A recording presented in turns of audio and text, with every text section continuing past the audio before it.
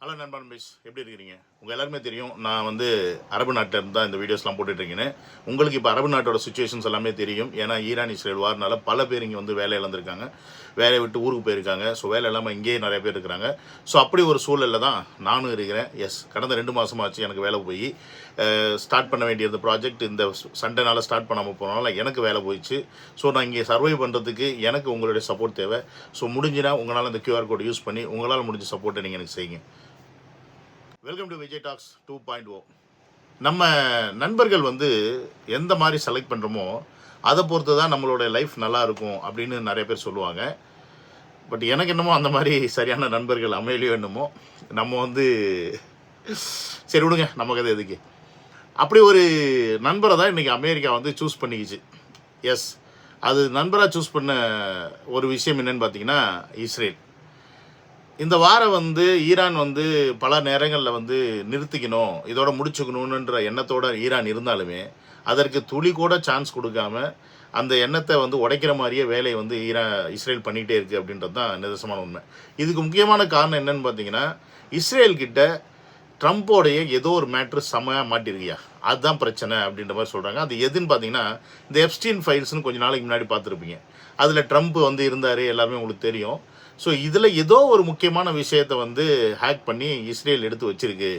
அதை வச்சு தான் இன்றைக்கி வந்து ட்ரம்ப்புக்கு பயங்கர மிரட்டி இஸ்ரேல் வந்து என்ன சொன்னாலும் சரி, அமெரிக்கா வந்து என்ன சொன்னாலும் இஸ்ரேல் கேட்காம தன்னோட இஷ்டத்துக்கு செயல்படுது அப்படின்னு இப்போ பேச்சு பரவலாக அடிபடுது.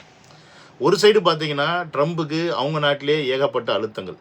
எந்த அளவுக்கான அழுத்தங்கள்னு பார்த்தீங்கன்னா, அவருடைய ஒரு டிசிஷனுக்கு வந்து பார்த்தீங்கன்னா வெறும் 36% ஓட்டு தான் அந்த மக்கள் வந்து கொடுக்குறாங்க. உதாரணத்துக்கு இப்போ நம்ம ஊரில் மோடிஜி இருக்கிறான்னு வச்சுங்களேன், ஒரு டிசிஷன் எடுக்கிறாரு அப்படின்னா அந்த டிசிஷனால் ஒரு 50% கீழே இருக்கிறவங்க பாதிக்கப்பட்டாங்க அப்படின்னா மெஜாரிட்டி வந்து ஓகே மோடிஜி வந்து எடுத்திருக்க டிசிஷன் சரின்னு சொல்லுவாங்க. இதே 50% மேலே இருக்கவங்க எடுத்திருந்தாங்க வந்து எதிர்த்தாங்க அப்படின்னா அப்போ அவருடைய அந்த அப்ரூவல் ரேட் அப்படின்னு சொல்லுவாங்க தெரியுமா, மக்களுக்கு பிடிக்காத விஷயத்தை செய்கிறாருன்ற மாதிரி ஒரு கணக்கில் 36% தான் வந்து இப்போ ட்ரம்ப்புக்கே வந்திருக்கு. 36% பேர் மட்டும்தான் வந்து ஒத்துக்கிறாங்க. அதாவது 100ல் 136 பேர் ட்ரம்ப் சரின்றாங்க. மீதி இருக்கக்கூடிய நபர்கள் எல்லாமே ட்ரம்ப் வந்து சரியில்லை, நீங்கள் பண்ணுற விஷயம் சரியில்லை, எங்கள் நாட்டில் எங்களுக்கு கிங்கு தேவையில்லை, நாங்கள் யாரும் ராஜாவை இங்கே எங்களுக்கு தேவை, நாங்கள் வந்து எதிர்பார்க்கல, எங்களுக்கு சேவை செய்யக்கூடிய ஒரு பிரசிடென்ட் தான், நாங்கள் அதிபரை தான் நாங்கள் தேவைப்படுறோமே ஒழிய எங்களுக்கு ராஜா தேவையில்லை அப்படின்ற மாதிரி இன்றைக்கி அமெரிக்காவில் இருக்கக்கூடிய எல்லா மாகாணத்திலும் சேர்த்து கிட்டத்தட்ட லட்சக்கணக்கானோர் வந்து போராடிட்டு இருக்காங்க அப்படின்றது தான் உண்மை. ஏன் இந்த போராட்டம் மிக வலிமையாக ஆகிட்டு இருக்கு அப்படின்னு பார்த்தீங்கன்னா, ஈரான் விடுக்கக்கூடிய பல செய்திகள் வந்து இன்றைக்கி அமெரிக்காவில் இருக்கக்கூடிய அந்த நபர்களை பயமுறுத்துது.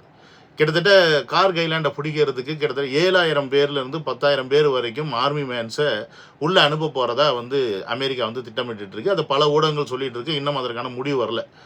ஆனால் ஈரான் என்ன சொல்கிறாங்கன்னு பார்த்தீங்கன்னா, உங்கள் நாட்டு நபர்கள் உங்கள் நாட்டு இராணுவம் எங்களுக்கு வந்துச்சுன்னா பர்ஷியன் கல்ஃபு அப்படின்னு சொல்லக்கூடிய இந்த பகுதியில் பார்த்தீங்கன்னா ஷார்க் அதிகமாக இருக்கும், அதாவது சுறா மீன்கள் அதிகமாக வாழக்கூடிய பகுதி இது.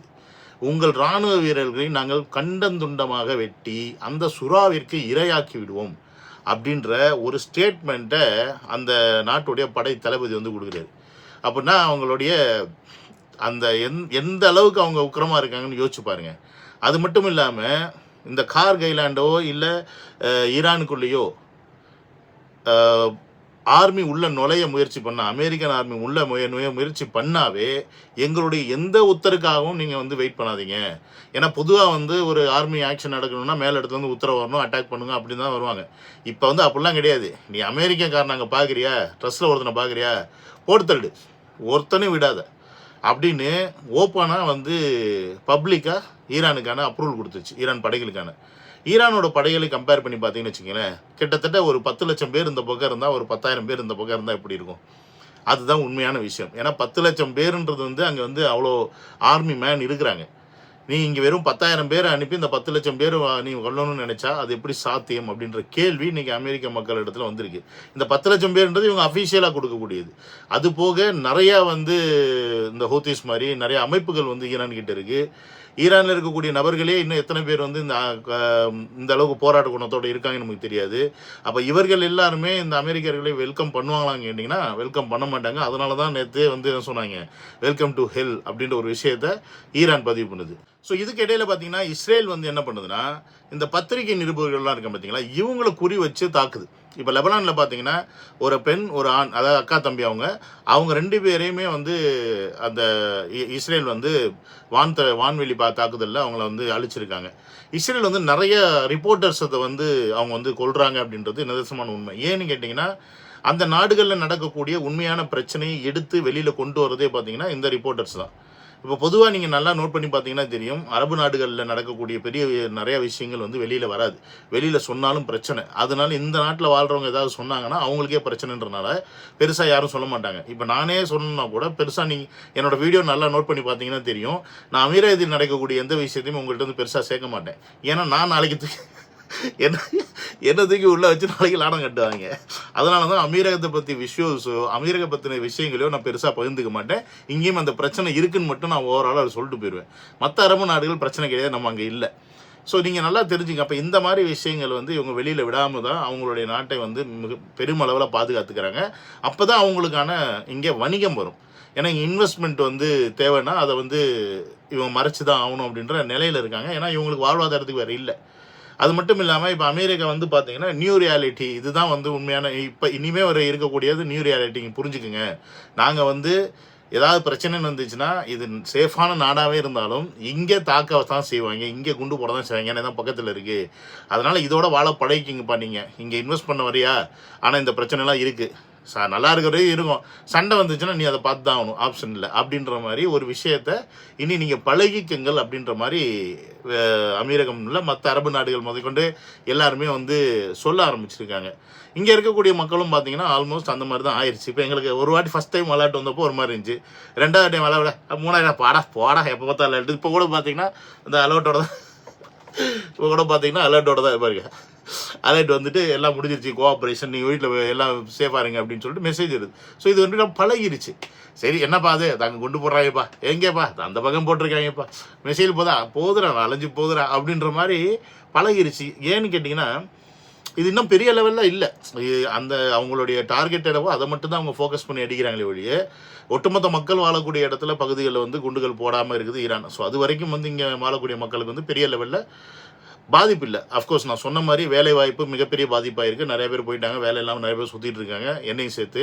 ஸோ அப்போ அந்த மாதிரி நிறையா பேர் வந்து அவதிக்கு உள்ளாக்கப்பட்டிருக்காங்கன்றத உண்மை. ஸோ அது மட்டும் இல்லாமல் ஈரான் என்ன பண்ணுது அப்படின்னா அமெரிக்கா மிகப்பெரிய நாடு அப்படின்னு பீத்திக்கிறாங்கல்ல. ஸோ அதனால் அவங்களுடைய அதிநவீன ட்ரோன் எல்லாம் என்ன பண்ணுறாங்க, அவங்க அட்டாக் பண்ணாங்கன்னா அந்த ட்ரோனை எடுத்து ட்ரக்கில் ஏற்றி மக்கள் கொண்டு போய் காட்டுறாங்க, பாருங்க நாங்கள் வந்து அடிச்சிட்டோம், அமெரிக்கா இந்த ட்ரோனையும் அடிச்சிட்டோம் அந்த ட்ரோனையும் அடிச்சிட்டோம்னு சொல்லிட்டு மக்களுக்குள்ள இது எதை கிரியேட் பண்ணும்னா அவன் பெரிய நாடாக இருந்தால் கூட என்ன நம்ம பசங்க தான் அடிக்கிறாங்களே அதனால் பிரச்சனை கிடையாதுன்ற அந்த ஒரு மனநிலையை ஏற்படுத்துறதுக்கான ஒரு யுக்தியாக தான் நான் பார்க்குறேன்.